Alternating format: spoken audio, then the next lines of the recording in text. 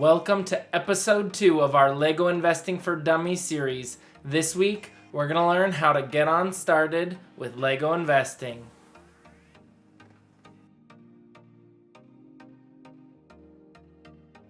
Okay, I won't waste too much time before we dive right into how to get started with Lego investing, but I just wanted to take a second to say thank you guys so much. Episode 1 was very well received. Still lots of people are taking a look at it. I know Lego investing is becoming somewhat of a hot topic right now, so thank you guys for tuning in, watching this video. Remember, if you want to get started with Lego investing for free, stick around to the end of the video. I've got something special just for you.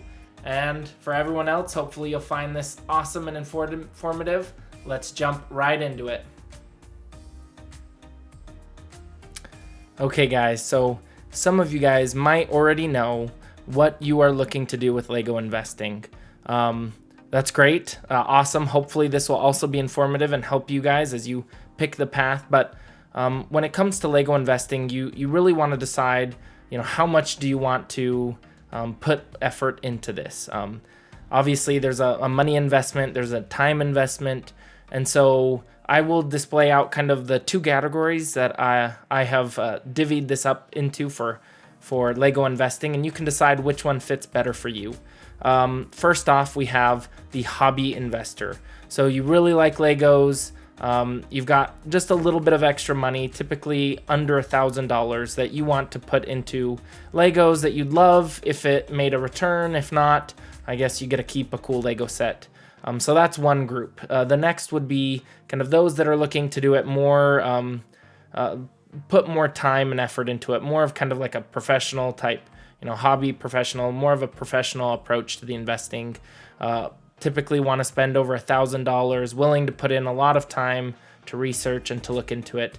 And so I'll have a separate section kind of talking about how to get started, what are the best things to do for hobby investors and professional investors. So there will be times down in the description below, chapters that you can jump to if you're interested in one or the other. If you want to go back and watch, that's all awesome. And yeah, so I'm super excited to jump in with you guys to talk about Lego investing. First off, we'll start up with how to begin or how to get started if you want to be a hobby Lego investor. So we will jump over to my trusty Brick Economy. So as you know, I'm not affiliated, but I really like the way they present the data and the information here. And in particular, there are two different sections that are very useful in terms of somebody that doesn't want to spend a lot of time, but that would love to take a look at where they could make a profit and what they can do. So first is the recently retired Lego sets. So this is just a great way to look at sets that retired in the last, a little while based on kind of their theme, and to determine what growth they have seen so far. You can see huge growth already, 100%, and they were just released last year. Then you have other sets that, 1% growth, or, so this is a great way to look back at recently released sets and how well are they doing, as after their retirement. Now, for a hobby investor, somebody that's looking to get into it, first off, pick sets that you like. Worst case with Lego, you're buying a product, so you will have something at the end of the day, even if it's not worth as much as you'd like. So pick something that you'd like, whether it's Star Wars, Friends, Ninjago, whatever theme that you're interested in, take a look and start there.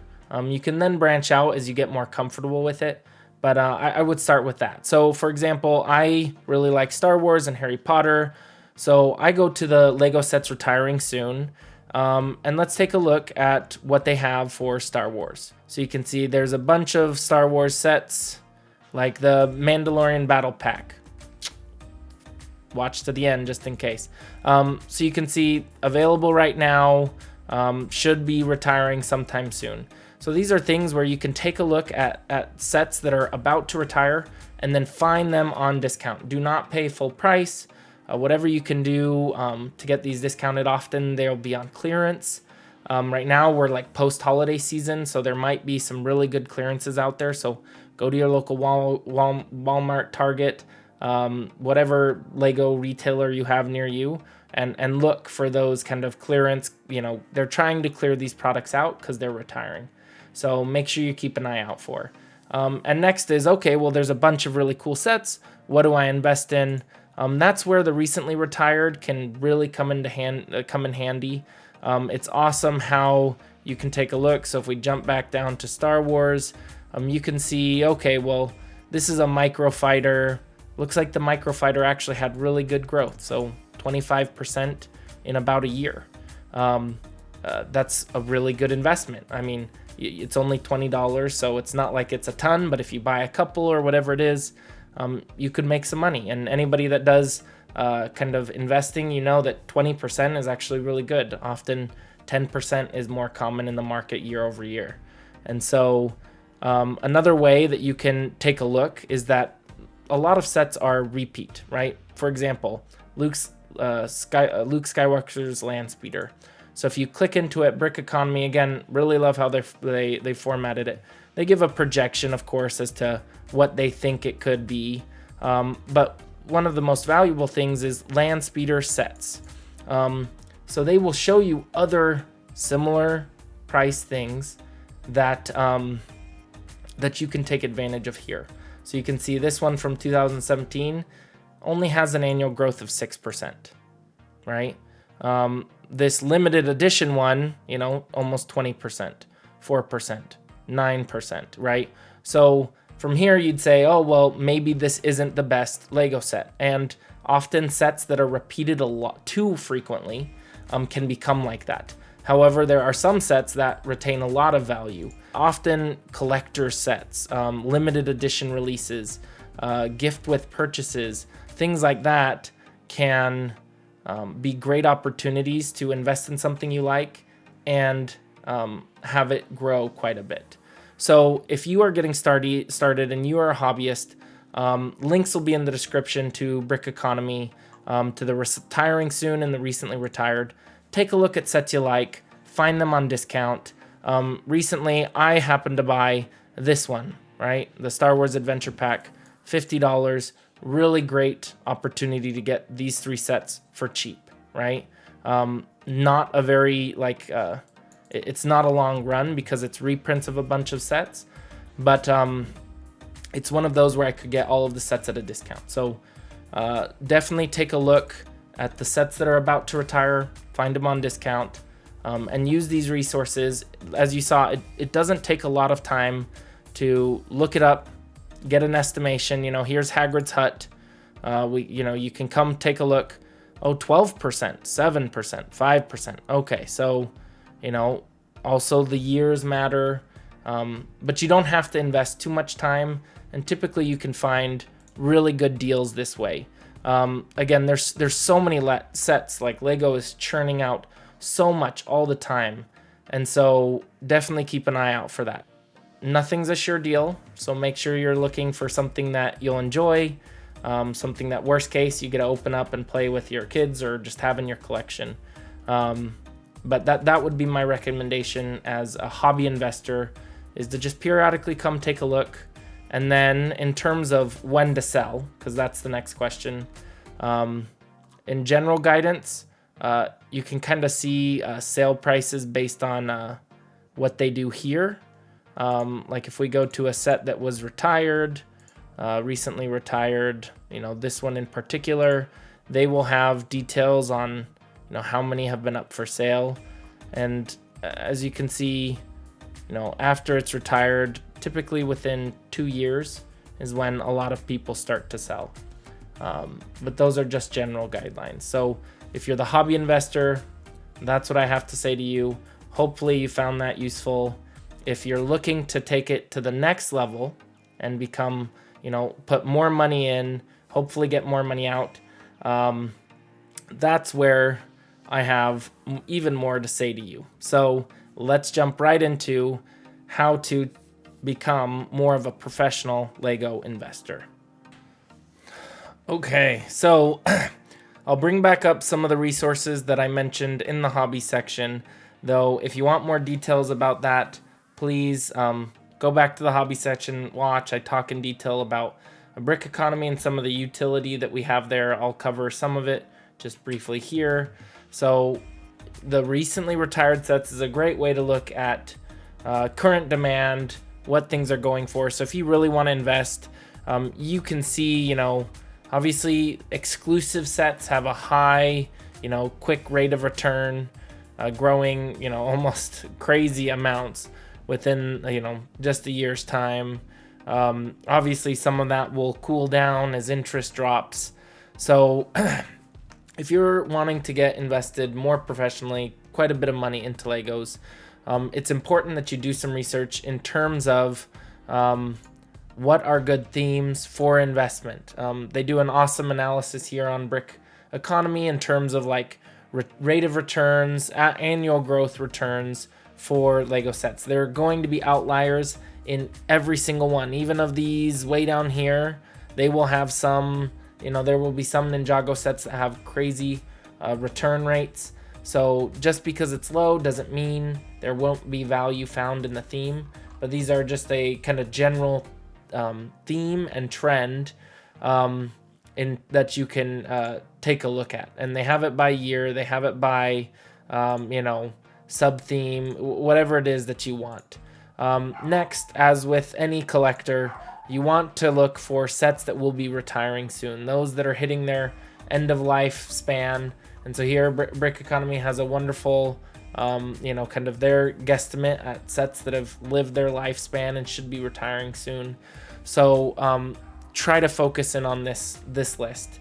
There is some, if you can find good discounts on sets that aren't on this list, that's awesome too. Just make sure you do your research, because obviously if they end up keeping that product out for 3 years or 4 years, there will be a lot of it on the market, and that will reduce your overall effort or ability to get a return on it, right? Because to get a high return, there has to be kind of less produced and a high demand for that. So you're looking to invest. What do? Brick Economy is one of the good resources, but there are a lot of other resources.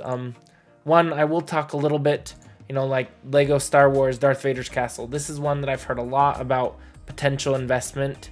You can see the estimate would be something like $28 post-retirement. That would be 20% growth. 10% would be 14, so that's still a really good number. And you can see that the expectation is that it should grow at least 10% within the year. Obviously, the farther back you look, as you can see, the less an investment grows. The first 2 to 3 years are often when the set's worth the most, and then it just kind of fades out of people's memory. So make sure to take a look, read up on some of these sets that look interesting. Really good to do comparisons with familiar sets, like this one in particular, taking a look at, well, what was the curve for this one, right? Or better, this one that's retired, right? The Kessel Run. Take a look at it. What was the sales life like? Okay, so it was 160. Oh, that's pretty good. Within a couple months, it looked like the price was already up at around 200, which is a really good return, right? And you can see there were a lot of sales kind of when that price was high and not so much now. So there's a bunch of time and investment that can go into picking the right set. I am not like the end all be all. I don't want to give you guys financial advice. I'm just giving you resources, tools, help, so that hopefully you can figure it out and you can have a good time investing in Lego.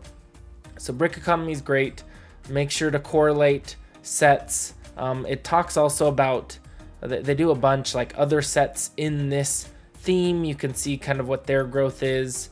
There's other, like this one actually did really good, 12%. This one annual growth, 33%. TIE fighters, there's been a bunch of. So you come and look at them and you're like, well, how come this one did so well? And you can see, oh, TIE fighters, have not all of them did. So what made this unique? You can take a look and find out. Was it the minifigures? Looks like this one had 4 unique minifigures to just this set. That's a huge selling point. So taking a look at that is really important. That's another thing where looking at sets that are retiring, you already have an idea whether the minifigures are relatively unique, like is the case with the UCS gunship. I think there was a unique clone trooper released in that they're now releasing in like a battle pack, so an easier format. So that decreases the need to buy that set, or for people that want that particular minifigure, they won't be willing to buy the whole set. So that's just kind of another tidbit. Look at what's inside the Lego set to find out, get an idea for what it might be worth. Again, unique is huge. Like, look at all the unique ones in this that help. Maybe it'll be good, but that's just one that you've got to take a look at and look into the details. Another thing that I want to mention is Amazon. Amazon is a large retailer, pretty much worldwide, especially of Lego. And within each section, so this is the Lego Millennium Falcon, they have a product information, and they actually give the estimated product rank, the best sellers rank of a product in a given category. So in toy and building sets, this one sells at 120. It's ranked 120. That's really good. When you look at the Death Star, or the Darth Vader castle, you can see it's ranked 814. And some of these vary based on availability. Some of these bigger sets are sold out more, which means their rank might drop. But it's cool to come through, and they show you this. This is all bestsellers, right? You can take a look at the sets that are doing well right now, and try to see what would work for you. Now, there's a bunch of other things you can do, and I've looked up a bunch of different Lego sets to try to take a look. But here you can see this is a place called Camel Camel Camel. You can look up using this ASIN, the Amazon number. You can use it to look up products here, and they will give you kind of the price data for what the sales have looked like for this product. There's also a bunch of things called Jungle Scout, or a bunch of other alternatives that let you take a look at sales data from Amazon for products over the lifetime that they've been there. And the thing that's interesting is you can see how much of this product is sold, and kind of what potential demand there is, to help kind of try to predict what demand there might be post-retirement for your Lego set and investment, right? Remember, less Lego sets, more demand means higher price. And so in terms of becoming a professional investor in Lego, you'll want to be looking for these type of tools, whether it's something to track sales data for Amazon, whether it's really taking a look and diving into old sales data for Lego sets, comparable Lego sets, whatever it is. Always try to remember Lego sets that are retiring soon. Anything that you can really get at a discount instantly boosts the returns that you will get. It's not always possible, especially with some of the big, most desirable sets, the collector series. I know there's a bunch that I'm really interested, like the Mos Eisley Cantina, but those are ones that you just have to look for a best idea and decide whether it's right for you to buy it at the current price or to try to find it on a deal. But hopefully these tools, a bunch of links will be down in the description below. Hopefully this will help you to get started. There's a lot, guys, but this is some simple ways to take a look at sales, to take a look at the Lego sets, whether you're a hobby investor or a professional one, to get started, to dive into it, and to enjoy Lego. That's the whole goal. So, back to normal Kevin. For those of you that stuck around all the way to the end, thank you guys so much. Remember, if you like the content, hit the like button. Feel free to subscribe. It really supports the channel, and I appreciate it a lot. And don't forget to share this video with your friends and family. Hopefully you've enjoyed the tips and how to get started, whether you're a hobby investor or trying to go semi-professional with this. I hope that this was valuable to you guys. Leave a comment down below what you liked, what you do differently. I definitely appreciate the feedback. Now, for those that stuck around to figure out how you could get started with Lego investing for free, I'll tell you how. I am doing a giveaway of this retiring soon Lego set. This is a Mandalorian battle pack. It's not a huge expensive battle pack. It was out of my own money, but I love what I do, and I really wanted to support you guys and share the love of Lego with you. So I have a video here linked at the end of at the end credits, as well as in the description down below, that tells all the details how to be entered to win that Mandalorian battle pack. Thank you guys so much for watching. You can do your own investment or research to see what that would come out to, from free to whatever it becomes here in the future. But I appreciate you guys tuning in. Thanks so much for watching, and I'll see you guys next week. Money, money, money, money.